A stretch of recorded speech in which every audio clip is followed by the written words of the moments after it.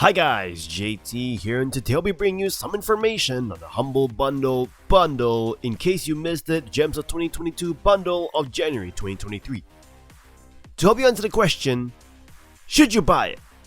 If you want to know more about game bundles, feel free to like this video and subscribe to my channel. It really helps the channel out. Anyway, let's get into this.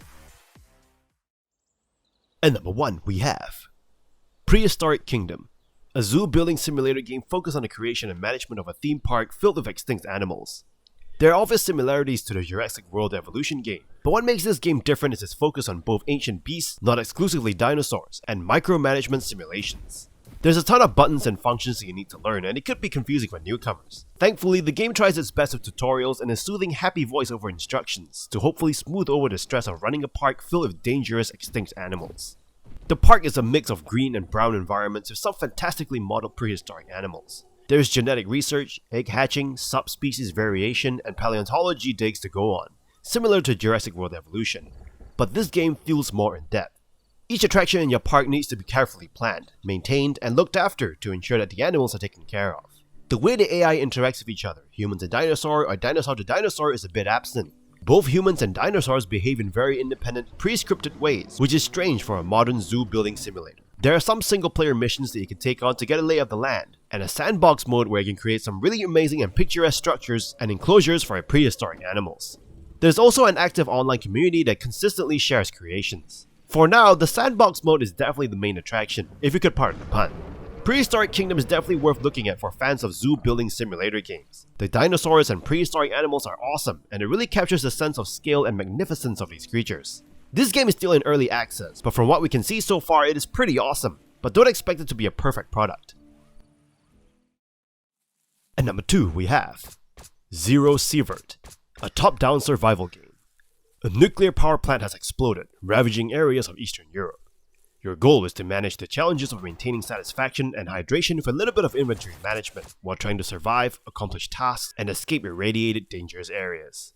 Gameplay is often slow, with sudden bursts of intense shootouts with enemies. You won't have to worry about another player coming in to steal your loot for your dead hand though, as this game is a strictly offline PvE experience. The game loop is as follows: you go into a dangerous area, do whatever you wanted to do, and get out. Every time you get out alive, you're winning. You may choose to spend your time engaging in combat, looting gear and equipment, or questing, running a number of errands, as long as you can get yourself out after. You must keep track of your character's hunger, hydration, energy, and radiation levels while on the hunt. You must also ensure that you have the right ammo types for your guns. You'll easily find yourself running out of resources if you're not careful, so this game is challenging, but fair.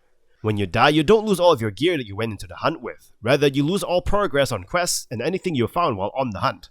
Hopefully you extract with better stuff than when you started the hunt with. But things can go downhill very quickly with random encounters with wildlife, hostile AI humans, and environmental hazards. There's also a day and night cycle that you need to prepare for. Failing to bring a light at night could spell certain doom, and you're gonna have a very bad night. This game is tough, but you have the freedom to set your own pace, and every hunt feels unique. So if you like looting for better gear in a challenging and unpredictable post-apocalyptic environment, this is an awesome game to play. And number 3 we have Submerged, Hidden Depths, a third-person non-combat real exploration adventure. Set in the sunken ruins of a beautiful world, you play as Miku and Taku, a pair of sibling outcasts, forced to live on their own due to the sister's gift, which she obtained when she was touched by the mass, an otherwise deadly goo that swept across the world, killing all living things. Miku wants to get rid of this mysterious power for good, while Taku just wants to ensure that it does not tear them apart. Even though the story may seem intense, this game is known for its relaxing exploration. There is no combat and the game is not challenging, but it feels rewarding and fun to play through. You'll be scaling towers to collect seeds, which drives the story forward. If you want to find all hidden collectibles, you'll need to do quite a bit of exploring. Some are hidden quite well, like the conch shells that you need to collect to unlock your outfits, or the diary entries to discover more about the world. They are marked out on your map so you can find them if you want to. Towers that you have cleared can be fast traveled to, in case you missed a few things. There's a small open world to sail around, with plenty of things to collect and find. You can collect boat upgrades like a longer boost, or lost relics to create a museum back at your base. These are also marked out on your map. The gameplay is engaging enough to keep you moving. The story is delivered in small chunks as you gather seeds and diary entries. Don't expect anything complicated, as it keeps to the relaxing theme. It is about family, friendship, and surviving in a harsh new world. The visuals presented to you are colorful and sticks with the relaxing theme. So if you want a game where you don't have to stress out every 5 minutes trying to avoid getting stabbed by skelly people, this is definitely one to play. And number 4 we have Supraland, 6 Inches Under, a first-person Metroidvania. You play as an innocent blue plumber this time around, as opposed to the red prince from the previous game. The town is destroyed by the Reckoning, basically children destroying the town. All of the toy people fall below the surface. Underground, a town called Cage Town is set up, run by a dictator called Baron, who abused the toy people. Your goal is to get to the top floor of Cage Town and use it to get back to the surface. This second game in the series is just as funny and well written as the previous game. Cage Town is broken up into 3 floors, and each connects to new interesting areas. This game features a ton of exploration to find various chests, different puzzles, combat sections, and secrets. You also obtain new equipment and abilities to allow you to explore more of Cage Town. This exploration is very addictive, as you keep finding new things as you explore. 6 Inches Under doesn't feature a lot of combat in favor of more clever puzzles and exploration. You have access to a pickaxe that you can upgrade to do various things, and a Tesla coil gun to shoot electricity. Even though combat is not the main focus, it is more challenging this time around. Puzzles are awesome to solve, and some optional puzzles can really test your brain juice. The secrets in this game are extremely creative, and it's always a treat when you find them. So if you like puzzle games or Metroidvanias, Supraland 6 Inches Under is a must play, especially if you enjoyed the first one. And number 5 we have Haiku the Robot, a Metroidvania game that is compared to the likes of Hollow Knight. You play as a little robot named Haiku, and you find yourself in a post-apocalyptic 2D world where your robot friends have been corrupted by a virus that turned them all evil and out for blood, or in your case, oil.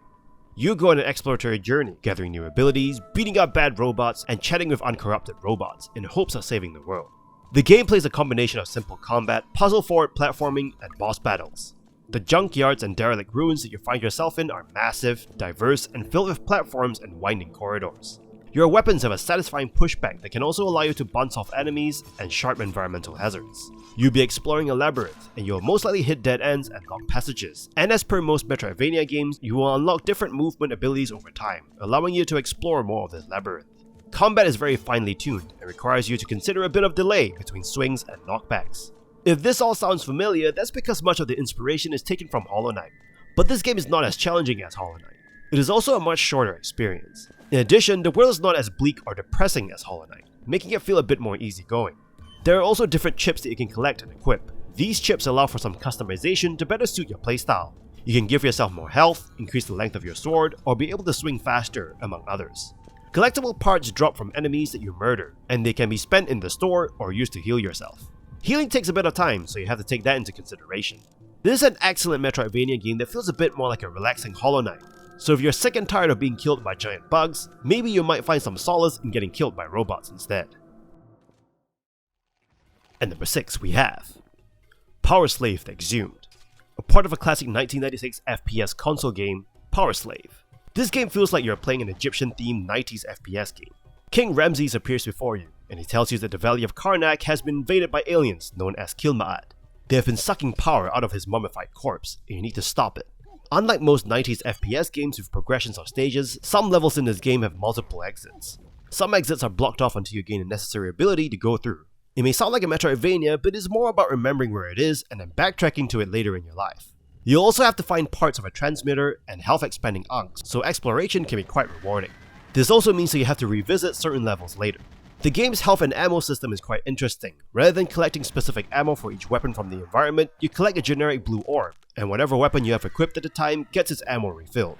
So you have to ensure that you have the right weapon equipped before collecting one of these blue orbs. These orbs are obtained randomly by destroying breakables in the environment. Even though sometimes when you break something, it explodes, or a gang of wasps break out to murder you. So it's a risk, but you need them ammo. The boss battles are fun, even though all you do is circle strafe them and shoot them till one of you die. Camels act as your getaway, so if you find one, there's an exit to the stage, which is quite funny. Overall, PowerSlave Exhumed is an excellent port of a 90s classic, and I look forward to more awesome ports or modernization of older games.